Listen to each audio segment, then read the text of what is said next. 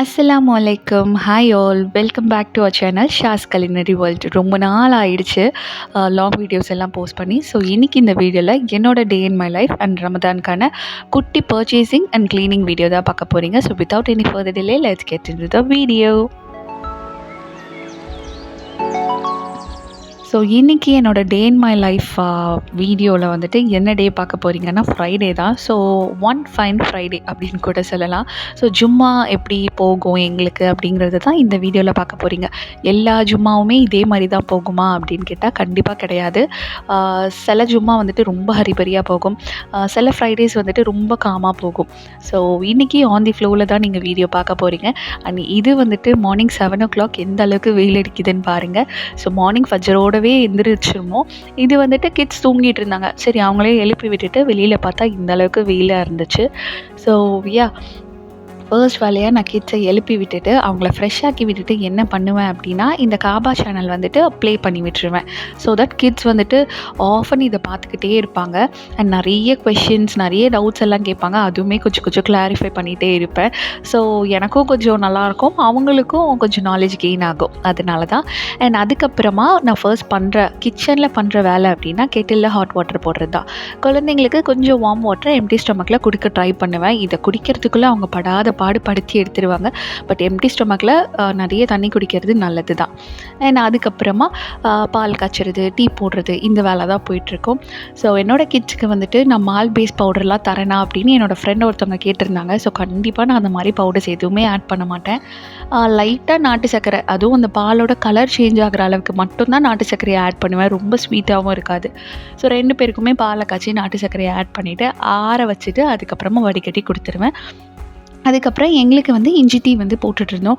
காலையில் அந்த இஞ்சி டீ குடித்தா தான் ஏதோ ஒரு பெரிய எனர்ஜி வர மாதிரியே இருக்கும். ஸோ அதனால தான்.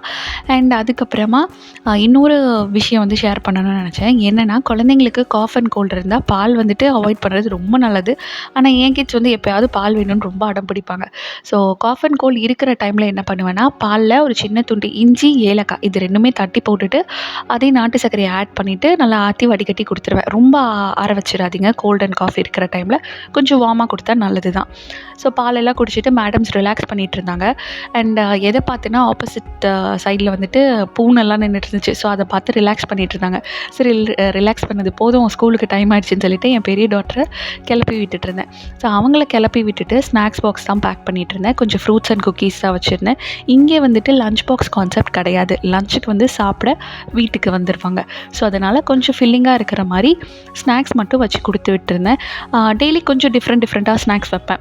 அவங்களுக்கு பிடிச்ச மாதிரி, சம்டைம்ஸ் எனக்கு பிடிச்ச மாதிரி, கொஞ்சம் எனக்கு ஈஸியாக இருக்கிற மாதிரி, அந்த மாதிரி வச்சு அவங்கள ஸ்கூலில் கூட்டிகிட்டு போய் விட்டாச்சு.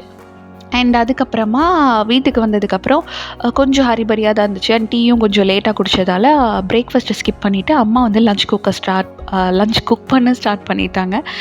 ஸோ அம்மா குக் பண்ணிகிட்டு இருந்தாங்க. எனக்கு கொஞ்சம் க்ளீனிங் ஒர்க் இருந்துச்சு. நான் ரொம்ப டீப் க்ளீன்லாம் பண்ணலை. அண்டு போன ரம்ஜானோட வீடியோஸில் நான் எந்த மாதிரி க்ளீன் பண்ணுறேன் அப்படிங்கிறத நான் போஸ்ட் பண்ணியிருந்தேன். ஸோ செக் பண்ணாதவங்க கண்டிப்பாக செக் பண்ணி பாருங்கள். வீக்லி ஒன்ஸ் வேக்யூம் போடுறது, மாப் போடுறது, அதுக்கப்புறம் அந்த ஒட்டடையெல்லாம் செய்யாமல் இருக்கிறது அது ரொம்ப இதுவாக நாங்கள் பார்த்துக்குவோம். ஸோ அதனால் ரொம்ப டீப் க்ளீன் பண்ண வேண்டிய அவசியம் கிடையாது. ஜஸ்ட் வேக்யூம் போட்டுட்டு கொஞ்சம் லைட்டாக பெருக்கி விட்டுட்டா போதும். அதுதான் பண்ணிகிட்ருந்தோம்.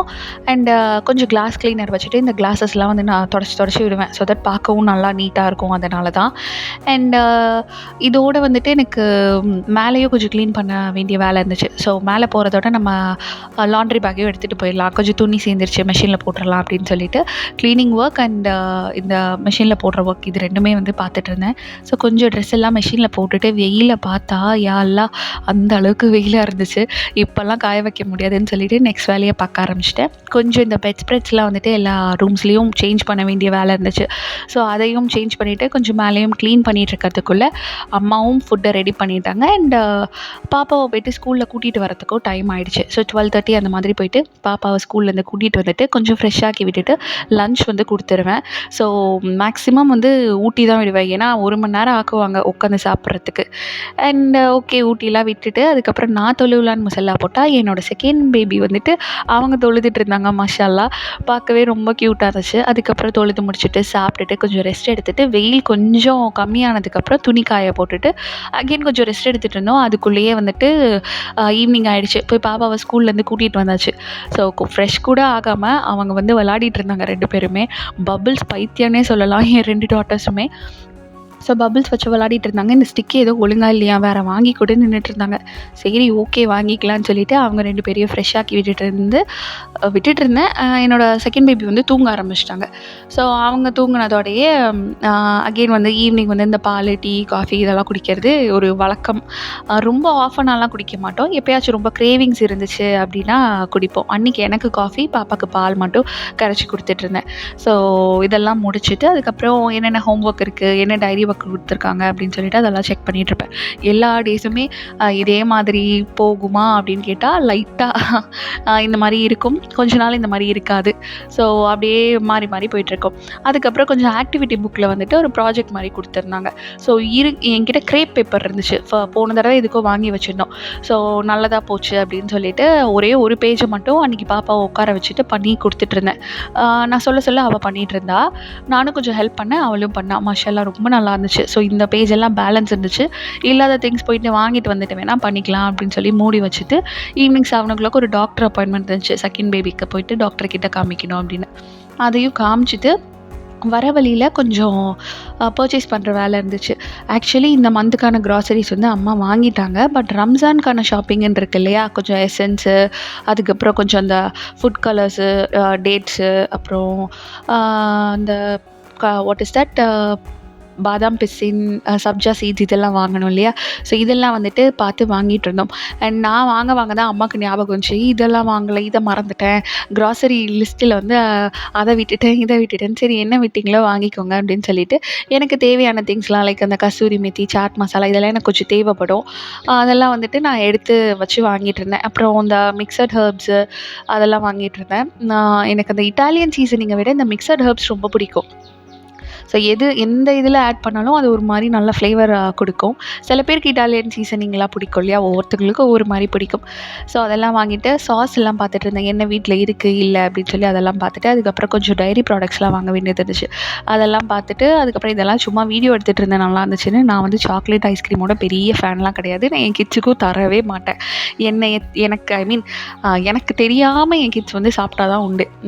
ஸோ அதனால் அதெல்லாம் சும்மா வீடியோ எடுத்துகிட்டு இருந்தேன். அதுக்கப்புறம் கொஞ்சம் ஃப்ரோசன் ஐட்டம்ஸ் வாங்க வேண்டியது இருந்துச்சு. லைக் பெருசாக ஒன்றும் வாங்க மாட்டேன், இந்த ஃப்ரைஸ் மட்டும் வாங்கிப்பேன். அதுவும் இப்போ நோன்பு வர்றதுக்காக அடிக்கடி இதெல்லாம் வந்து பண்ணி தர மாட்டேன். அண்ட் கொஞ்சம் பேஸ்ட்ரி ஷீட்ஸ் எல்லாம் அங்கே இல்லை. சரி ஓகே நம்ம யூஸ்வலாக வாங்குற கடையிலே வாங்கிக்கலாம் அப்படின்னு சொல்லி நான் பர்ச்சேஸ் பண்ணிகிட்டு இருந்தேன். என் கிட்ஸ் ஒரு சைட் பர்ச்சேஸ் பண்ணிகிட்டு இருந்தாங்க. நான் பில் போடுறதுக்குள்ளே அவங்களுக்கு தேவையான திங்ஸ் எல்லாம் எடுத்துகிட்டு வந்து இதையும் பில் போடு அப்படின்னு சொல்லிட்டு இருந்தாங்க. சரி ஓகே என்ன செய்கிறது அப்படின்னு சொல்லிட்டு பில்லெல்லாம் போட்டுட்டு வீட்டுக்கு கிளம்பியாச்சு. ஸோ இதே கலர் இதுதான் வந்து வாங்கியிருந்தா, உடஞ்சிருச்சு. நான் ப்ரீவியஸ் அந்த கிளிப்பிங்கில் சொல்லியிருந்தேன் இல்லையா. ஸோ அதே கலரில் பபிள்ஸ் வாங்கியாச்சு அண்ட் வீட்டுக்கு கிளம்பியாச்சு. ஸோ இதுக்கப்புறம் டின்னர் ப்ரிப்பேர் பண்ணி சாப்பிட வேண்டியது தான். நான் பர்ச்சேஸ் கிளம்புறதுக்கு முன்னாடியே வேர்க்கடலை வந்து வறுத்து வச்சுட்டு தான் வந்திருந்தேன். ஸோ வீட்டுக்கு போனோடனே சட்னி மேக் பண்ணிவிட்டு தோசையை சுட்டு சாப்பிட்டுட்டு இருந்தோம். ஸோ எக் தோசை அன்றைக்கி பண்ணியிருந்தேன். ஸோ இந்த மாதிரி மெத்தடில் ட்ரை பண்ணி பாருங்கள். ஒரு பவுலில் எக் ஆட் பண்ணிவிட்டு சால்ட்டையும் ஆட் பண்ணி நல்லா பீட் பண்ணிவிட்டு தோசை பேட்டர் எடுத்து தோசையை ஸ்ப்ரெட் பண்ணிவிட்டு அதுக்கு மேலே கொஞ்சம் எண்ணெய்லாம் ஆட் பண்ணதுக்கப்புறமா இந்த கலக்கி வச்சோம் இல்லையா, இந்த தோசையும் ஆட் பண்ணி நல்லா ஸ்ப்ரெட் பண்ணிக்கோங்க. இதுக்கு மேலே உங்களுக்கு பெப்பர் இல்லை வேறு ஏதாவது சீசனிங்ஸ் ஆட் பண்ணணும், இல்லை இந்த இட்டாலியன் ஹெர்ப்ஸ் ஒரு மிக்சட் ஹெர்ப்ஸ் இதெல்லாம் நீங்கள் ஆட் பண்ணணுன்னா கூட ஆட் பண்ணிக்கலாம். ஸோ ஆட் பண்ணிவிட்டு தோசை வெந்ததுக்கப்புறமா திருப்பி போட்டு நல்லா கிறிஸ்பியாக எடுத்து சர்வ் பண்ணால் செம்ம டேஸ்ட்டாக இருக்கும். ஸோ முட்டை தோசை இந்த மெத்தடில் ஒரு தடவை ட்ரை பண்ணி பாருங்கள், ரொம்பவே நல்லாயிருக்கும். ஸோ அன்றைக்கி வேர்க்கடலை சட்னியோடு வச்சு சாப்பிட்டு எங்கள் டின்னரை முடிச்சிட்டோம். செம்ம ஹெவன்லி காம்பவுண்ட் கூட நான் சொல்லுவேன். எனக்கு ரொம்ப பிடிக்கும் தோசை வித் வேர்க்கடலை சட்னி. அதுவும் முட்டை தோசை வித் வேர்க்கடலை chutney is my favourite. So அன்றைக்கி அதை தான் சாப்பிட்டுட்டு இருந்தோம். குழந்தைங்களுக்கு வந்து முட்டைலாம் நைட் டைமில் தரமாட்டேன். ஸோ அவங்களுக்கு நார்மல் தோசை, எங்களுக்கு இந்த முட்டை தோசைலாம் சாப்பிட்டுட்டு அன்றைக்கி டே சூப்பராக போச்சு. இது வந்து நெக்ஸ்ட்டு டே லைக் சாட்டர்டே அவங்களுக்கு லீவு தான் பாப்பாவுக்கு. ஸோ அன்றைக்கி கொஞ்சம் அதே மாதிரி போச்சு. அதுக்கப்புறம் கொஞ்சம் ப்ராஜெக்ட் ஒர்க் வந்துட்டு நான் சொல்ல அவங்களும் பண்ணாங்க, நானும் கொஞ்சம் ஹெல்ப் பண்ணியிருந்தேன். ஸோ இதெல்லாம் காமி அப்படின்னு சொல்லிக்கிட்டு இருந்தா. சரி ஓகே இன்னும் 2-3 ஷீட் பேலன்ஸ் இருந்துச்சு, அதையும் முடிச்சுட்டு காமிக்கலாம் அப்படின்னா, நோ இப்போவே காமி அப்படின்னா. சரி ஓகே வாசையை ஏன் கிடைக்க அப்படின்னு சொல்லிட்டு அதை தான் காமிச்சிட்ருக்கேன். ஸோ எப்படி இருக்குது அப்படின்னு சொல்லுங்கள். ஸோ குழந்தைங்கள நம்ம என்கரேஜ் பண்ண அவங்க வந்துட்டு நல்லாவே என்ன சொல்கிறது, இன்வால்வ் ஆகி பண்ணுவாங்க. ஸோ அந்த ஒரு கான்செப்ட் என்கிட்ட இருக்குது. அதனால் அவளையும் வச்சுட்டு தான் எல்லாமே பண்ணுவேன். அண்ட் இதோட இந்த வீடியோ முடியுது. ஸோ உங்களுக்கு நம்ம வீடியோ பிடிச்சிருந்தா மறக்காமல் நம்ம சேனலை லைக், ஃபாலோ அண்ட் சப்ஸ்கிரைப்.